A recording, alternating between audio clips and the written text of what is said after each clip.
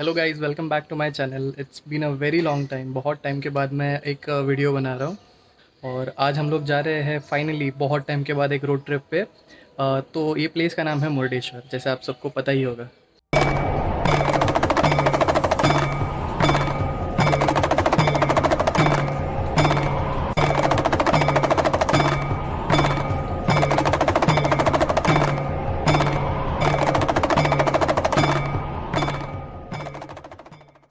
All set, let's go. Basically रास्ता एकदम सीधा है, तो तब तक आप लोग ये सीनरी एंजॉय कीजिए।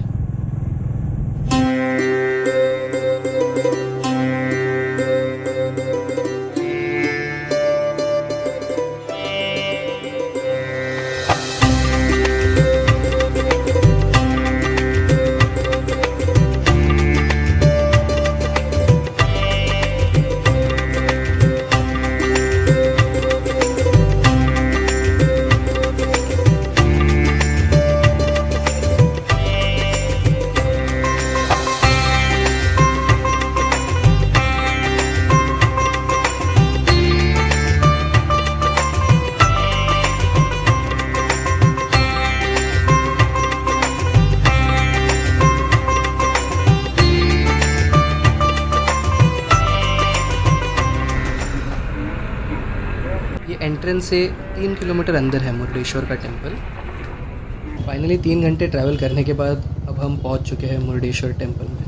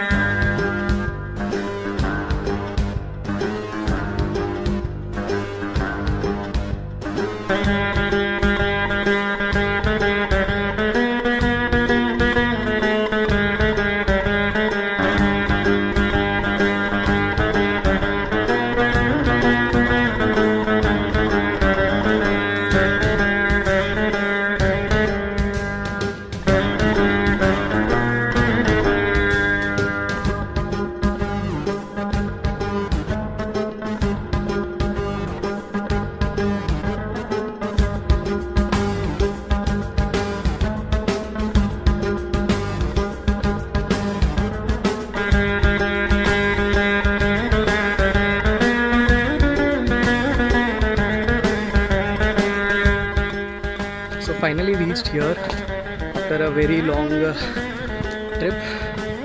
So that's basically the Murti.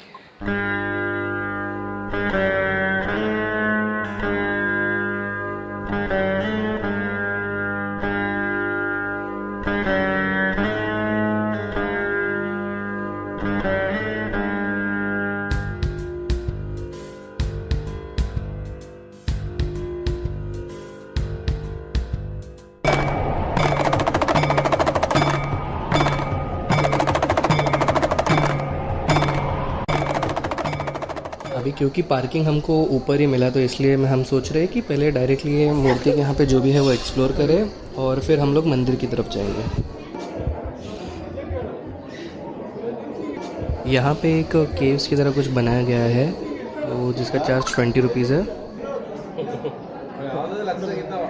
चलिए देखते हैं अंदर क्या है। सो यहाँ पे रावण ने शिव जी से कैसे अपना आत्मलिंग हासिल किया और कैसे वो इस जगह पे रह गया, उसका एक स्टोरी डिपिक्ट किया गया है।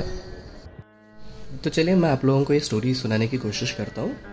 तो शिव जी के सबसे बड़े भक्त रावण अमर होने के लिए आत्मलिंग हासिल करना चाहते थे और इसलिए वो शिव जी की तपस्या करने बैठ गए। रावण के वरदान को रोकने के लिए विष्णु ने उनका मन बदल दिया। भक्ति से प्रसन्न होकर शिव उसके सामने आए और उनसे अपनी वरदान मांगी और आत्मलिंग के जगह पे देवी पार्वती की मांग की और शिव जी मान गए। लंका वापस जाते समय नारद मुनि प्रकट हुए और बोला कि ये असली पार्वती नहीं है, वो तो पाताल में है। ये सुनते ही रावण पाताल में पहुंच जाते हैं और वहाँ के लड़की को देख के उन्हें लगता है कि वो पार्वती माता है और वो उनसे शादी कर लेता है। फिर जैसे ही वो लंका पहुंच जाता है तो उनकी माँ उनसे आत्मलिंग के बारे में पूछती है। तब जाके रावण को विष्णु का खेल समझ आता है और वो आत्मलिंग के लिए एक बार फिर भगवान शिव की तपस्या करने लगता है और इस बार वो सही से आत्मलिंग ही मांगता है। शिवजी उन्हें आत्मलिंग सिर्फ एक शर्त पर देते हैं कि जिस जगह पर उन्होंने इसे रख दिया वो वहीं बस जाएगा और फिर उसे कोई नहीं निकाल पाएगा। रावण को आत्मलिंग लंका ले जाने से रोकने के लिए गणपति जी एक ब्राह्मण बच्चे के रूप में उनके सामने आ जाते हैं और जैसे ही शाम होती है तो रावण के संध्या आरती का समय होता है। अब वो आत्मलिंग लेके तो आरती कर नहीं सकते थे, इसलिए गणेश जी उन्हें बोलते हैं कि ये मुझे दे दीजिए और आप अपना आरती कंप्लीट कीजिए। पर वो एक शर्त रखते हैं कि अगर उन्हें ये आत्मलिंग भारी लगने लगा तो वो 3 बार रावण का नाम लेंगे और फिर आत्मलिंग को ज़मीन पर रख देंगे। रावण इस चीज़ के लिए मान जाते हैं और जैसे ही वो अपने आरती करने के लिए आगे बढ़ते हैं तो गणेश जी 1 सेकंड के अंदर 3 बार रावण का नाम लेके आत्मलिंग को फट से ज़मीन पर रख देते हैं। ये देखते ही रावण को बहुत गुस्सा आता है और वो गणेश जी के सर पे ज़ोर से मार देते हैं और आत्मलिंग को ज़मीन से निकालने की कोशिश करते हैं, पर वो वहीं पे फिक्स हो जाता है। बहुत कोशिश करने के बाद भी वो रावण से वो नहीं निकलता, इसलिए फिर वो उसे महाबलेश्वर यानी सर्वशक्तिमान का नाम दे देते हैं। यहाँ पे एक छोटा सा मैप की तरह बनाने की कोशिश की गई है।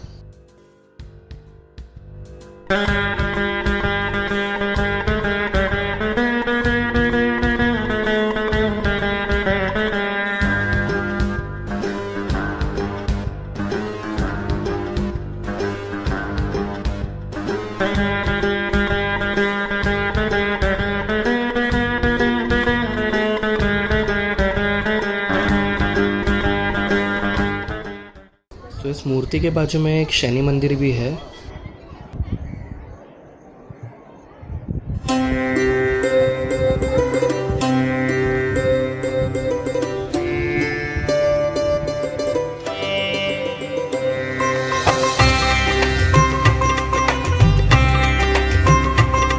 That's the temple.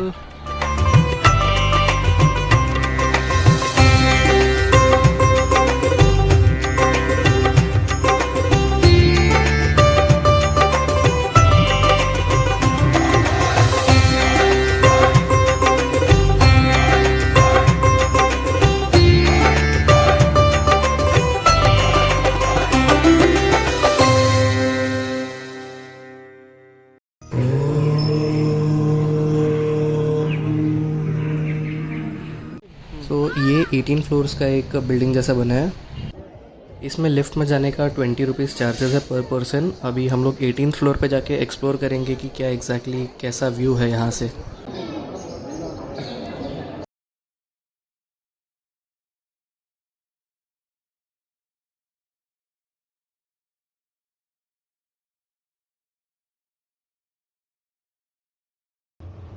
आज संडे है इसलिए बहुत ज़्यादा ही रश है यहाँ पे, तो देखते हैं कैसे तो करके व्यू मिलता है कि नहीं मिलता है वो देखने की कोशिश करेंगे।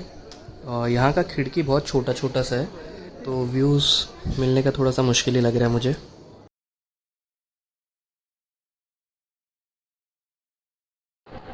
काश आज स्काई थोड़ा क्लियर होता है, मुझे सनसेट व्यू मिलता है अच्छा खासा।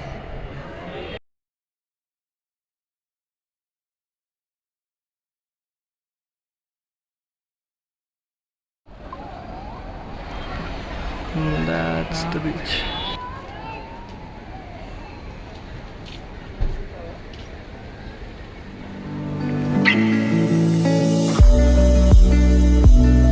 इस बीच पर आपको अलग अलग तरीके के वाटर स्पोर्ट्स एक्टिविटीज़, फिर कैमल राइड्स, हॉर्स राइड्स वगैरह सब आपको मिल जाएंगे।